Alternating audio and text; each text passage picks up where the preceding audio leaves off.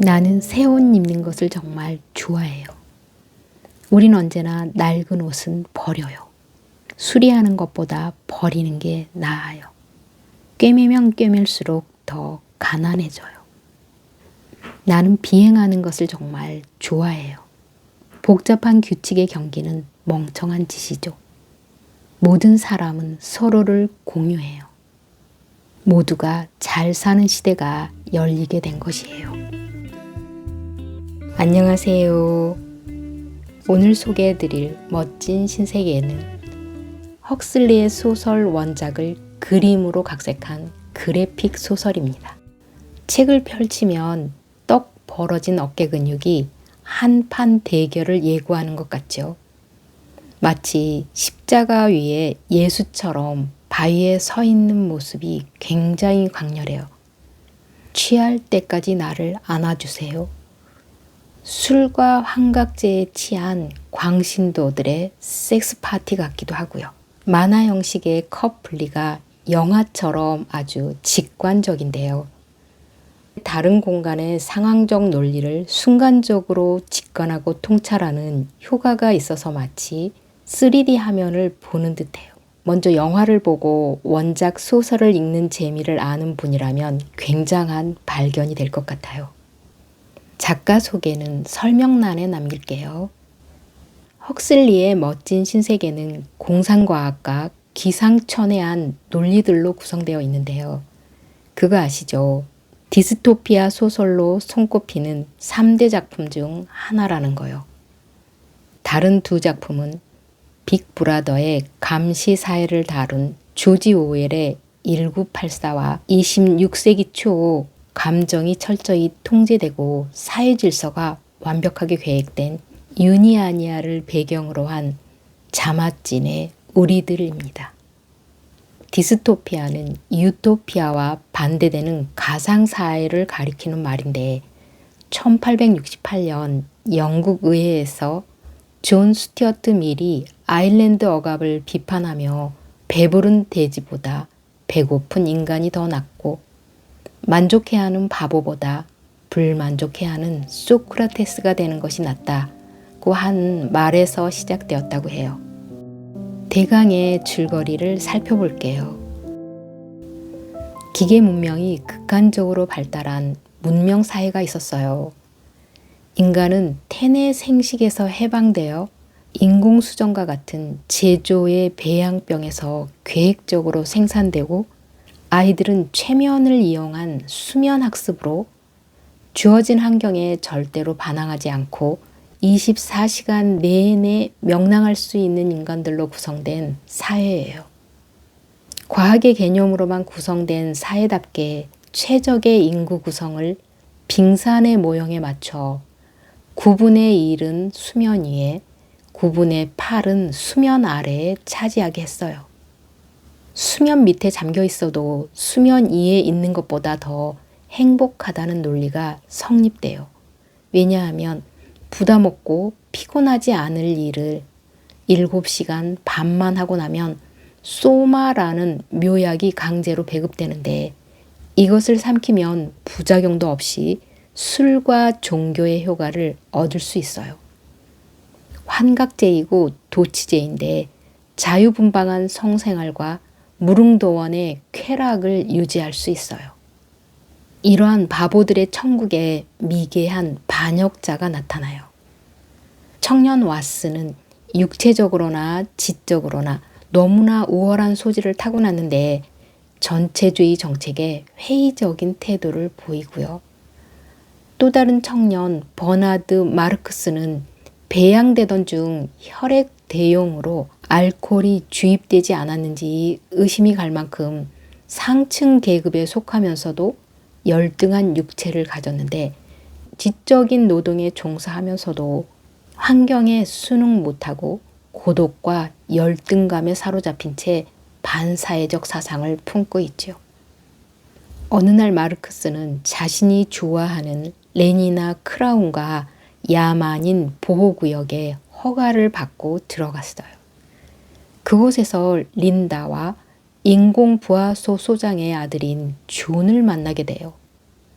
존은 어머니 린다의 뱃속에서 태어난 미개인에 속하는데요. 언젠가 린다가 인공부화 훈련소 소장과 이 미개국에 왔다가 폭풍 속에 혼자 남겨졌고 소마 1g도 없이 자연 분만을 한 거예요. 짐승처럼 새끼를 낳는다는 건 천박한 야만인과 다름없는데 린다는 태아 제조법이나 유리병 보관법 같은 것 등에 대해 아는 바가 없는 그곳에서 남자를 걷어찼다고 창녀 취급을 받으며 반사회적 인물이 되어 있었어요. 또래 친구들이 야만적으로 대하는 엄마를 존은 아기를 달래듯 길들여 왔지요. 이때 엄마 역시 존에게 약간의 길들이기 교육을 시켰어요. 글 읽는 법을 가르쳤고 독서 훈련을 하기에 괜찮다고 생각한 책이 윌리엄 셰익스피어 작품 전집이었어요. 엄마 눈에는 온통 헛소리뿐이었다지만 셰익스피어의 템페스트의 주인공 미란다의 대사만큼은 감탄해야 하죠. 오 경이로움이여, 이곳엔 훌륭한 존재들이 얼마나 많은가요? 인간이란 어찌나 아름다운지. 오 멋진 신세계요. 오 멋진 사람들이 사는 멋진 신세계요. 라고요. 하지만 이 문명국에서 셰익스피어의 작품은 금서예요. 왜냐하면 옛것에 끌리는 것을 원치 않기 때문이죠. 낡은 것들은 쓸모없이 방해라고 여기니까요. 어쨌거나 마르크스 일행과 25살가량의 존이 엄마와 함께 이 바보들의 문명국에 방문하게 된 거예요. 문명사회로 오게 된 존은 고작 스위치나 누르고 핸들을 돌리면 만사가 해결되는 이 권태로움과 욕망만을 갈구하는 이 백치 같은 사회체제에 분노하고 소마에 중독되어 비참하게 죽어가는 어머니 린다의 모습에 실망하지요. 어떤 고난 없이 욕망을 성취한다는 것을 도대체 믿을 수 없었죠. 존의 입장에서 1년 내내 영혼의 휴일을 즐기고 있는 이 문명국의 바보 같은 행복을 긍정할 수 없었어요. 그래서 낡은 등대에서 온둔 생활을 하지만 문명국의 사람들은 고독도 허용하지 않아요. 온갖 박해와 간섭에 쫓겨 인간적인 가치와 존엄성을 상실한 존은 자살하고 말아요. 그러면서 이야기도 끝을 맺지요. 인간이 스스로 발견한 과학의 성과 앞에 노예로 전락하고 마침내 모든 인간적 가치와 진정성을 상실하는 지경에 도달하는 이 비극을 직접 꼭 읽어보시기를 추천드려요. 헉슬리는 전체주의적 지배자가 자기만의 목적을 위해 과학의 성과를 마음껏 이용하면 어떠한 비인간적 지옥이 출현할지 상상한 거죠. 그런데 우리 시대야말로 인공지능의 급속한 발달과 기후위기를 체감하며 앞으로 닥쳐올 미래 사회를 각자 그려보아야 할 것 같아요. 이 소설에는 생물학과 심리학 쪽의 지식들이 엄청납니다. 각종 내분비 물질을 함유한 비스켓이나 비타민이 든 대용 고기 합성 전분이나 목화씨로 만든 대용 밀가루, 마그네슘 소금에 절인 복숭아, 성호르몬이 함유된 껌, 각종 선분비물이 함유된 버터, 루벤의 체면요법과 파브로프 조건반사 실험도 흥미진진해요. 헉슬리의 할아버지가 진화론의 대가 토마스 헨리 헉슬리라고 하는데 이 박력과 중량감을 주는 흥미로운 소설 집필에 할아버지의 영향이 크지 않았을까 싶어요. 작품 속 존의 사상이 인상적인데요. 행복이란 고뇌와 표리 관계에 있다는 것을 주장하는 것 같아요. 대가를 치르지 않고선 아무것도 얻을 수 없다. 나 자신의 행복 말고 다른 사람들의 행복을 섬기겠다는 선택 역시 치르는 대가이다. 강철이 없다면 자동차를 생산할 수 없는 것처럼 사회적인 불안정이 없으면 비극을 생산할 길이 없다. 시 쓰는 작가도 날씨가 대체로 나쁜 곳이면 좋겠다고 한다. 기후가 나빠야 글이 더 잘 써질 거라고 생각하기 때문이다. 주호는 편안한 것을 원치 않고 신을 원하고 위험을 원하고 자유를 원하고 선함을 원합니다. 문명사회에서 보면 사실상 불행해질 권리를 요구하는 셈인데 늙고 추해지고 무기력해질 권리뿐 아니라 매독과 암에 걸릴 권리, 굶주림에 허덕이면서 내일은 어떻게 될지 끊임없이 걱정하면서 살아갈 권리, 온갖 종류의 형언할 수 없는 고통으로 괴로워할 권리들 말입니다. 그러면서 이렇게 항변합니다. 소마 1g의 자유, 이건 독약입니다. 육체뿐만 아니라 영혼까지도 죽이는 독약이죠. 난 여러분에게 진짜 자유를 주려고 합니다. 하는 식으로 이 문명을 삼켜버려요. 우리가 인간적 가치를 보존하려면 반드시 원시 사회의 불편을 감수하지 않으면 안 된다는 결론에 이르죠. 이 문명국에는 자연적 생식을 통한 출산이나 분만이 없는 만큼 어머니와 자식의 관계가 존재하지 않아요. 부부 관계도요.